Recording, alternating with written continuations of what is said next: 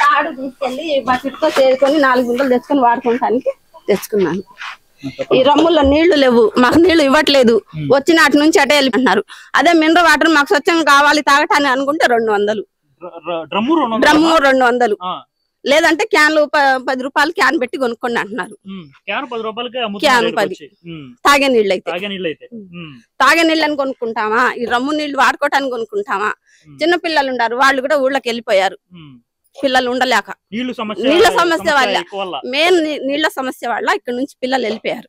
ఎండాకాలం వచ్చి మేము తినటానికి లేదు, పని చేసుకోవటానికి ఎండాకాలం పని లేదు, వాడుకోవటానికి నీళ్లు లేవు.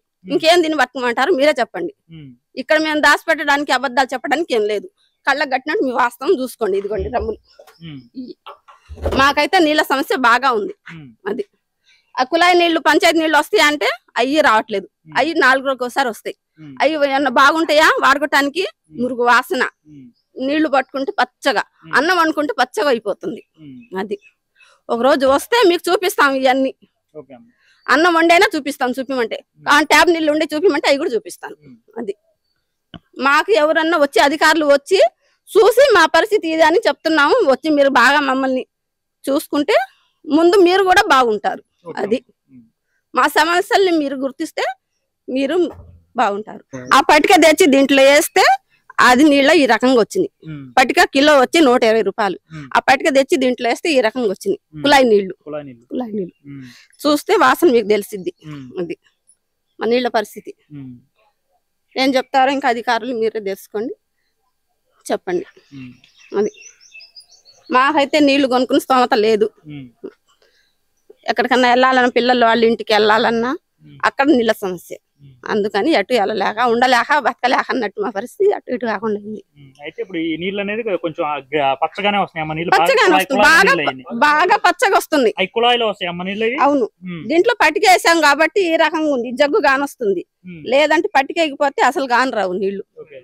ఉంది వాసన, వాసన చూసినా మురుగు వస్తాయి. ఈ నీళ్లు పెట్టి స్నానం, పిల్లలు స్నానం చేస్తే వాళ్ళంతా ఎలర్జీ లాగా వస్తుంది. దీంట్లో డెటాల్ వేస్తున్నాం, డెటాల్ వేసి పిల్లలకి నీళ్లు పోస్తున్నాం. బీచింగ్ కూడా వేస్తున్నాం. పట్టిక, బీచింగ్, స్నానానికి డెటాలు. ఇది అదే మినరల్ వాటర్ అయితే రమ్ము 200, కుళాయి నీళ్ళు మామూలుగా ఈ ట్యాంకీలు వస్తే 50 రూపాయలు, తాగటానికి క్యాన్ 10 రూపాయలు. తాగే నీళ్ళు అంటే తప్పదని కొనుక్కుంటాం, కుళాయి నీళ్లు కూడా కొనుక్కొని వాడుకోవాలంటే మాకెంత స్తోమత ఉంది. మరి ఏం సార్ ఇక్కడ మరి గుంటూరు పార్లమెంట్ లో సార్ పెమ్మసాని గారు తిరుగుతా ఉన్నారు జనసేన తెలుగుదేశం బీజేపీ తరఫున. మరి ఇక్కడ అతను వస్తే ఎట్లా ఉంటుందండి? అతను వస్తే మరి ఇక్కడ తీరుస్తారా? పెమ్మసాని చంద్రశేఖర్ మీద మాకు చాలా నమ్మకం ఉంది. అంతకుముందు గల్లా జయదేవ్ గాని మా సమస్యల గురించి పార్లమెంట్ వేదికగా చాలా సార్లు చాలా సందర్భాల్లో ప్రస్తావించారు. అదే విధంగా పెమ్మసాని చంద్రశేఖర్ గారు కూడా ఆయనకి ఇంకోటి అవకాశాలు కానీ ఇంకొక అవసరాలు కానీ ఏమీ లేవు. ఓన్లీ పెమ్మసాని చంద్రశేఖర్ గారికి వారి పుట్టినూరుకి ఏదన్నా చేయాలి, పుట్టిన గుంటూరు జిల్లాకి ఏదన్నా చేయాలనే ఒకే ఒక్క ఉద్దేశంతో ఇక్కడికి వచ్చారు. చదువుకున్న వాళ్ళు, విద్యావంతులు. ఆయన వస్తే ఇంకా అమరావతి ప్రాంతం అభివృద్ధి చెందుతుంది. అదే విధంగా ఆ అమరావతిలో ఇంకా కంపెనీలు రావడానికి తన వంతుగా అమెరికాలో తనకున్న పరిచయాలను ఉపయోగించుకొని చాలా ఉపయోగపడతాడు. అదే విధంగా ఉపాధి కూడా ఇప్పుడున్న లోకల్ యువత ఇక్కడ చదువు అయిపోగానే ఏ బెంగళూరుకో, ఏ చెన్నైకో, ఏ హైదరాబాద్కో వెళ్ళిపోతున్నారు తప్పించి ఇక్కడే ఉండాలి, ఇక్కడే ఉపాధి అవకాశాలు ఉండట్లేదు.